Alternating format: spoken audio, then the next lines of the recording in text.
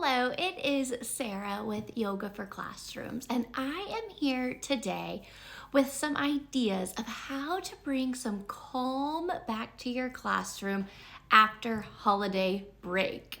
We know this can be a really tough time of the year for students as they transition from a time where there was often not a lot of structure, maybe a lot of sleeping in, and not a lot of consistency during their days, back to the school day where they're expected to stay on schedule, to really follow a schedule and make sure that our behavior aligns with what we expect in the classroom.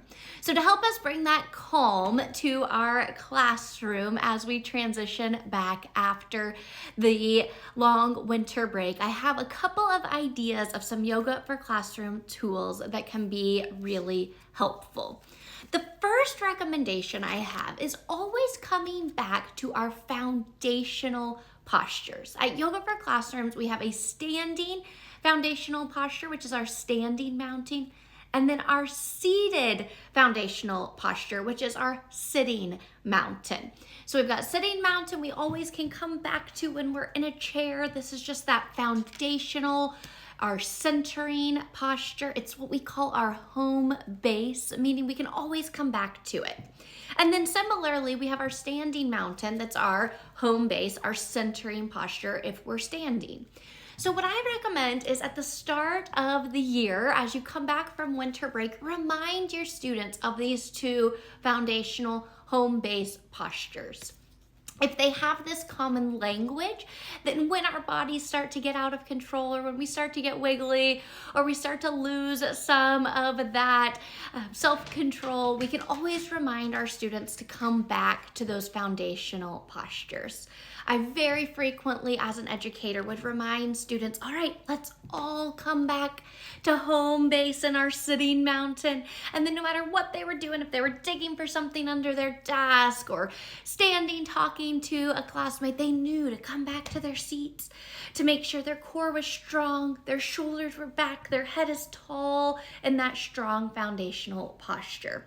Not only is this a good way to remind them, but it's a focusing, centering activity. Just that focus in on our core being engaged and our shoulders being back and our head being tall right away helps us to center, helps us to focus, and really helps to stabilize us, not only physically, but mentally as well. So, first recommendation, remind our students of those home-based foundational postures in our sitting mountain and our standing mountain. A couple of other Yoga for Classrooms activities that are great for bringing that calm to our classroom when it might be lacking are a couple of different activities. I'm going to go over three. One is a standing activity. So this is best if you need some calming and you have the ability to let students out of their desk. Now don't do this if students are already having a hard time staying focused and inward at their desk. If that's the case, we're going to go for a sitting posture. We want this good intentionality behind what we do. But if your students are ready to do a quick standing activity, mindful moment to help really bring that calm, I recommend Eagle. Eagle is a calming activity. It also helps with clarity, focus, and balance. All of those things together are really great when we're kind of feeling all over the place and really lacking that inward focus, that inward calm. Now, this activity is great for that because it has balance, which always helps with focus. When we do a balance activity, students are required to really focus inward in order to do it successfully. And then this one also utilizes both upper body and lower body. So again, really using that inward sense of focus that can really help calm the nervous system, focus inward, and then move on with our day with success. So Eagle, great activity for calming. Now, if your students are in need of a calming activity, but it would not be a good time to bring them out of their desks, what I recommend is desk rest.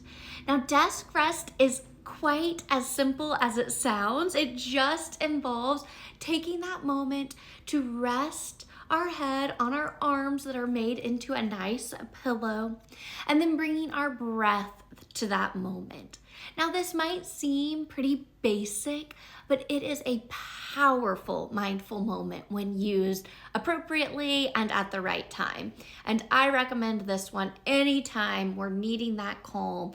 But like I said, we don't want to get up out of our seats. So this is a great after lunch or recess or after PE or music, those transition times. This can be a really calming activity.